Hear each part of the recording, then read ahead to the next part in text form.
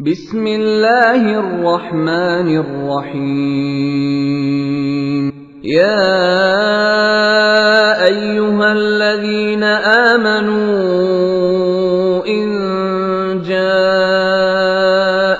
فاسق بنبأ فتبينوا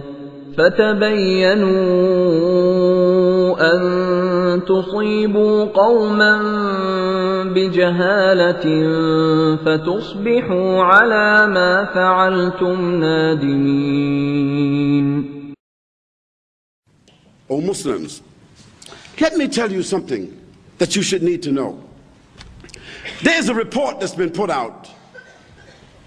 This report has been developed in America. It is what most of the governments in the world today are using as a ruler and a parameter to judge Muslims, to evaluate Muslims, to diagnose Muslims. And let me read to you what they have said concerning us. They, the so-called non-Muslim experts, have politically and ideologically grouped us into the following categories. They said that the Muslims of the world are of basically four different kinds. They're talking about Ta'ifiyah now. They are fundamentalists, they are traditionalists, they are modernists, and they are secularists. Let me define those terminologies for you. Fundamentalist means those people who are saying we want to go back to the Quran and the Sunnah. We want to establish the Quran and the Sunnah. We want to follow the three generations of Islam. No, we do not want bid'ah. We don't want ghulu. We don't want excess. We want Islam, the Quran, and the Sunnah, and all our actions, and that's it. They call us, those who say that, fundamentalists. Although in Islam there's nothing called fundamentalism. Then there are the traditionalists.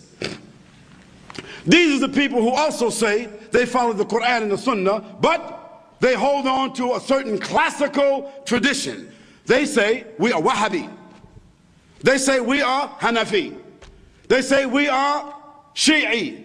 They say we are Hanbali. They say we are Shafi'i. They say we are Maliki. Although those four men, Ahmad ibn Hanbal, Imam Shafi rahimahullah, Abu Hanifa, Imam Malik, although those are our fathers, those are our scholars, those are the mujtahideen of Islam and the greatest people who brought dalil to us from those generations, no doubt.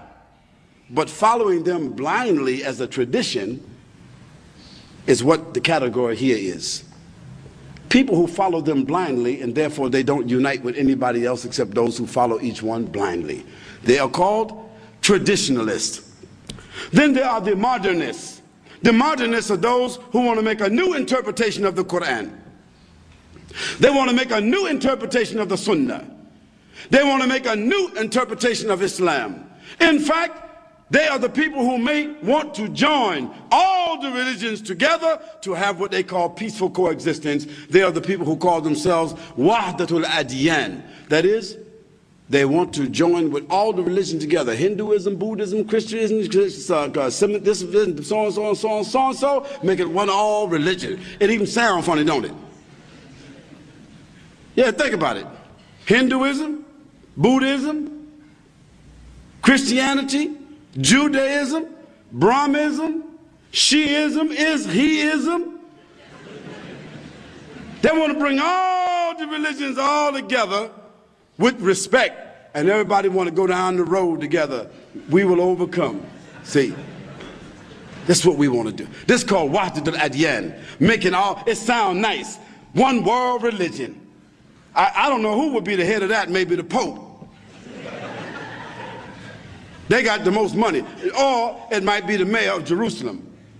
Or it might be Jacques Chirac. Or it might be Mr. Howard. Or it might be Mr. Bush. Or it might be whoever. We don't know who might become the leader of this new world religion.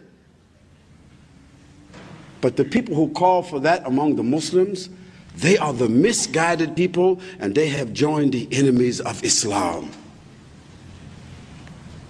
No matter how intellectual they are, no matter how sincere they are, no matter how educated that they are, they have joined the camp of the enemies of Allah subhanahu wa ta'ala, and they have said by doing so that Allah subhanahu wa ta'ala has not given to us the haqq, and that this deen of the Quran and the Sunnah and the wala and bara, the loyalty and the disassociation, the loyalty for the Muslims and the disassociation of the kafirs, that there's nothing like that in Islam. We just go along down the road with whoever's happy with us, we're happy with them too. O Muslims, they have come up also with a formula. Not only have they classified us, but they have also come up with a formula to deal with every category and how to create hostility and opposition between the different categories. They have determined that the greatest threat to Western civilization and the continued dominance of Western culture is to make sure that the Muslims never reestablish a global identity, and that there is no opportunity ever for them to reestablish the Khilafah. Let me repeat that point to you. They have determined that the greatest threat to Western civilization and the continued dominance of Western culture is to make sure that no nation among the Muslims develop among themselves a global identity. And secondly, they never, ever have the ability to reestablish the Khilafah. Now, this is in their protocols. This is what you should understand. This is what they're preserving. This division is subtle and hidden, meaning that most Muslims wouldn't even know it. Therefore, it is more difficult to recognize than to treat. The non-Muslims who consider themselves as authorities and experts on Islam and Muslims have observed the following. Listen to this, please.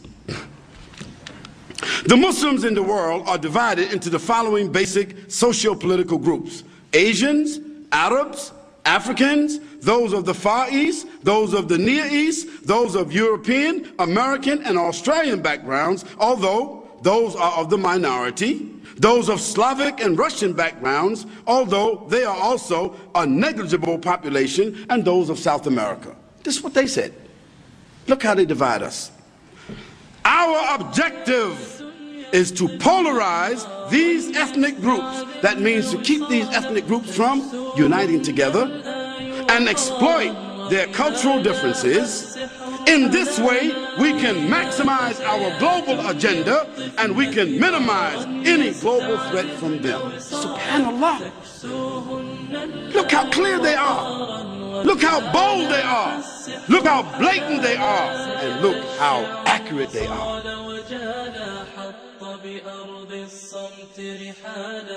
حتى بزغ النور بهيا وثب الحرف وقال سكت الشعر وصال وجالا حط بأرض الصمت رحالا حتى بزغ النور بهيا وثب الحرف وقال